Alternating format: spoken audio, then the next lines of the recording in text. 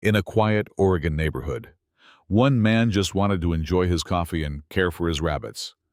But when a power-hungry HOA president started stealing from his backyard, she triggered a chain of events no one saw coming. What followed was a hilarious, unexpected uprising led by a giant rabbit and the fall of a suburban tyrant. This is the story of Hercules, and the day the neighborhood fought back, Salem, Oregon, early spring. The kind of morning that made you believe peace was still possible. I was on my porch, sipping coffee from my chipped World's Okayest gardener mug. My backyard was a postcard green grass, early tulips, and 6 Flemish Giant rabbits lazily munching in their enclosure. I'd named the biggest one Hercules, a 25-pound behemoth with the attitude of a retired linebacker. Gentle with my kids, territorial with everyone else. That morning should have been just another slow breath in a fast world. But peace is fragile in a neighborhood run by Karen Matthews. She wasn't elected HOA president, she declared herself one. All charisma, clipboard, and condescension. To her, every front yard was a battlefield. Every decorative flag a threat to national order. For months, she'd targeted me. Said the hutch violated uniformity codes. Claimed the rabbit feed bin was a visual nuisance. The HOA handbook, by the way, had no mention of either. I brushed it off until the feed started vanishing. One morning, the bin was lighter than it should have been. I thought maybe a raccoon, or one of the neighbor's kids playing zookeeper. But I knew better. So I rigged a twig trap on the bin lid.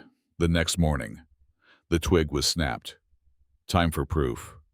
I installed a trail camera inside an old birdhouse. Motion activated. Night vision enabled. It took 2 nights, and there she was. Karen, in her floral pajamas and mismatched flip-flops, tiptoeing across my lawn like a cartoon burglar. She lifted the lid, scooped feed into a canvas tote, and vanished into the dark like it was her God-given right. That should have made me furious. Instead, I smiled, because now it was chess. And I never lose at chess. You need to understand something about Hercules. He wasn't just a rabbit. He was a legend. He'd chased off 2 neighborhood dogs, cornered a raccoon once, and once lunged at a drone that flew too close. To strangers, he was just a bunny. To those who knew him, he was a silent alarm with teeth. I rewired the hutch door. A quiet latch that unlocked remotely, linked to the feed bin lid. When opened between midnight and 5 a.m., it triggered a spring release. No injury, no trap, just Hercules unleashed. I waited. And then, 3:22ish on a Thursday. The camera caught it. The bin creaked open, the latch clicked, and Hercules was airborne. The footage is art. Karen shrieked like she'd seen death. She dropped her tote bag mid-scoop and stumbled backward into my flower bed. Hercules, ears pinned, tail twitching, chased her across the lawn like a heat-seeking missile. She tripped on the wire fence, lost a slipper, and screamed all the way down the street.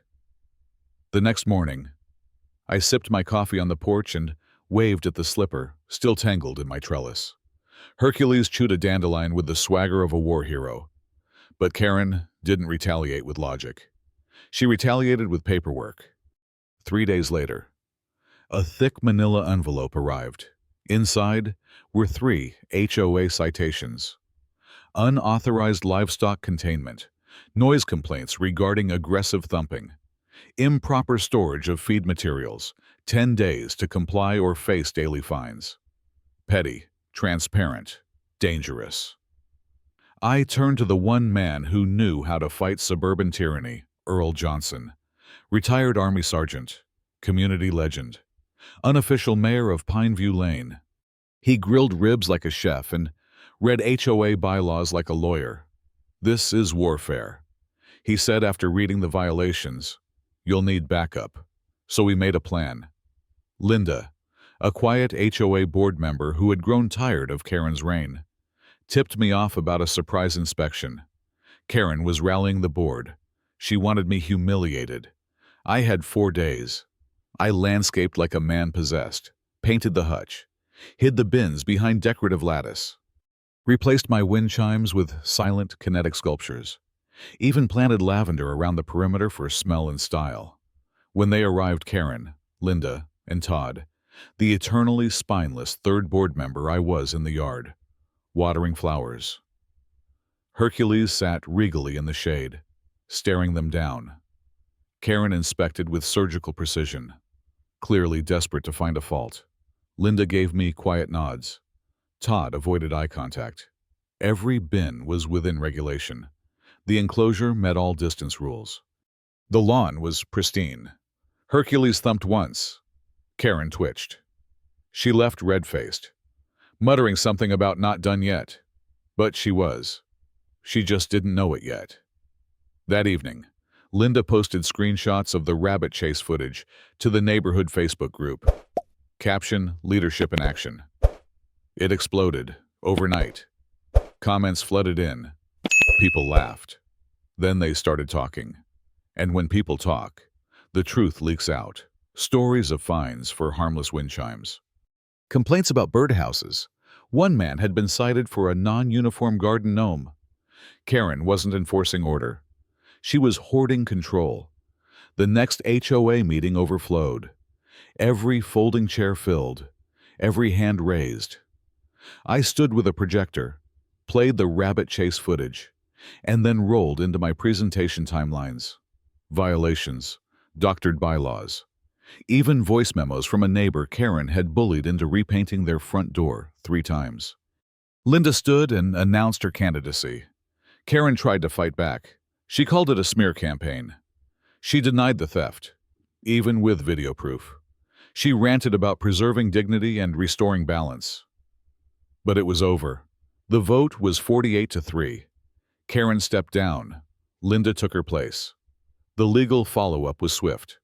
I submitted all evidence video, timestamps, documents to the neighborhood mediation board and the county office. Karen's actions were ruled excessive, personal, and in violation of ethical HOA conduct. She was barred from holding HOA office in Oregon for 5 years. Hercules got his own mural on the clubhouse wall, a heroic leap captured in full color. Beneath the words, "Neighborhood Security." As to 2024, people started talking to each other again. Block parties returned. Garden walks became a monthly event. The HOA rewrote its bylaws with community input. Earl oversaw the new ethics panel. Linda passed a motion to ban surprise inspections. Karen sold her house quietly. A moving truck came and went. No goodbyes. Just the sound of a chapter closing. These days, I sit on the porch with my coffee and listen not for trouble, but for laughter, for wind through new chimes, for the soft thump of Hercules hopping across the grass, still guarding, still watching. He's more than a rabbit. He's proof that sometimes justice has long ears, big feet, and perfect timing. And in Salem, Oregon, peace returned not through politics or power, but through one quiet hero who knew when to charge.